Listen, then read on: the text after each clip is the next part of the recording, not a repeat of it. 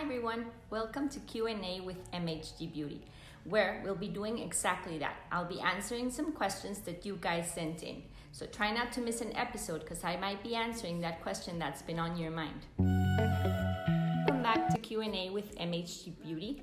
I am Monica, and today's questions come from Eva at Tesoro Events and Travel. Eva is an amazing wedding and event planner, and she also has a travel agency. So once traveling is back, she can help you with anything you need.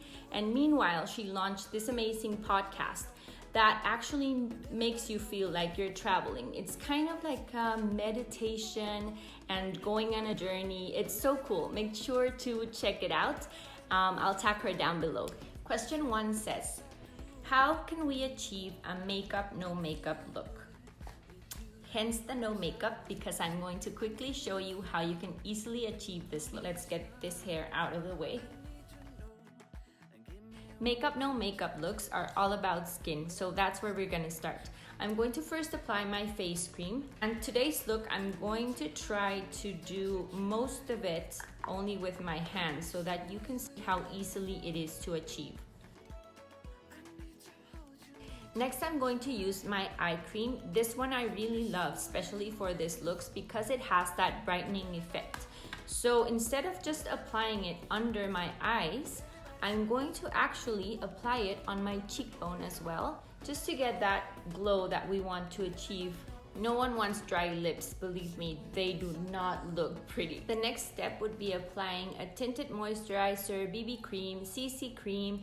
It can even be a foundation, but if you're going to use a foundation, I would highly suggest that you mix a little bit of your face cream into the foundation and then apply it. You do not want it to be noticeable that you're wearing foundation. For today, I'm gonna use this one by Bare Minerals. This is one of my favorites because it hydrates my skin even more and gives it a little bit of coverage, just what I need. I like to apply it with my hands first. So the beauty of this product is that they're so thin that you can apply them very easily and you do not need to use a brush. I always like to do this first, and then I will go over with my blender and just remove any excess and finish blending. For the neck, I like to use my beauty blender. Anything that I had left, I will just apply all over with the beauty blender. And then here, I'm going to take it down just so I make sure that it blends perfectly. Now let's do concealer. You have to really make sure you're using the right shade for you, and it depends what you're using it for. So if you're going to cover any dark circles, it has to have that kind of like peachy undertone. I don't think you can see on the camera, but this has a little bit of that peach undertone. And I'm going to cover just some pigmentation I have around here. And with the beauty blender, I'm going to do the same. Now let's do blush. So the trick, I think, is always using a cream blush when you are creating this kind of look. I just feel it looks as if the color is coming from within the skin and not that you applied something on the skin. And it just, I don't know, it makes it look so natural. It's perfect for makeup, no makeup looks. If we just leave the BB cream, it's gonna look a bit flat.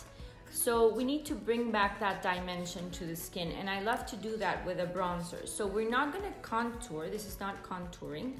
This is more what we would call now tantouring, or just applying bronzer. I'm going to apply a little bit on the height parts of my cheeks, below the cheekbone, and then I'm going to apply a little bit on my temples, on my nose, just so that it looks kind of like a sun-kissed look.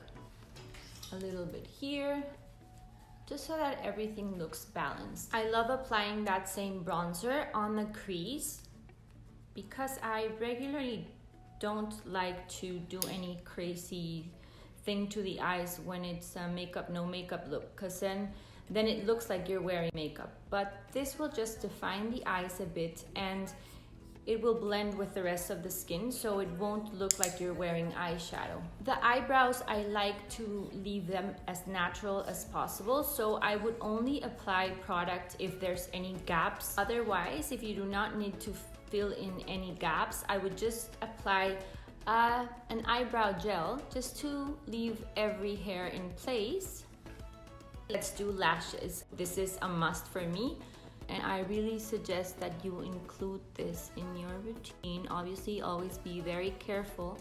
It's important that the eyelash curler, that these pads are rubber and not plastic, so that they don't break your lashes. And now mascara. The trick I do when I am creating makeup no makeup looks, I grab a tissue and I remove all the excess on my brush and then apply whatever's left. That just makes it so much natural because you're not gonna get any clumps. They're just gonna look super natural. And I apply just a very small amount on the bottom. The very last step, and this I would only do if you have a bit of areas where you need to mattify, like the T-zone. Otherwise, I would not use any powder because that just completely takes away everything that a makeup no makeup look is. So I just apply a little bit of mineral powder, something that's very light, or even translucent powder you can use. And I'm just gonna pat it on that T-zone where I don't want any shine later during the day. And that's it. It's something that you can do very quickly. It seems long because I am explaining step by step. Okay, so now let's do question number 6. What are 3 products every woman should have even if they don't like to wear a lot of makeup? Concealer, a cream blush, and mascara. As I mentioned on my previous episode, for me, these 2 are as if it's one product, but probably if you would have to choose one, no, I can't. So let's just say 4 instead of 3. Okay, sorry, Eva. Question number 3 says, I'm really uncomfortable in front of a camera, but sometimes think the right makeup look could change that. Any advice on how to create a simple look that lifts the spirit and acts as a confidence booster, especially on camera? I love this question because those who know me, I am very about inner beauty is what makes outer beauty, all these things. And I do not say it just to say it. I really believe that's how it is. My first suggestion or tip would be that you really look at yourself in the mirror and find those things that you absolutely love about yourself. And once you decide what those things are, because I'm sure there's more than one, then you highlight those. What do I mean by highlighting those? So for example, if it's your hair, then make sure that you fix your hair in a way that you really love.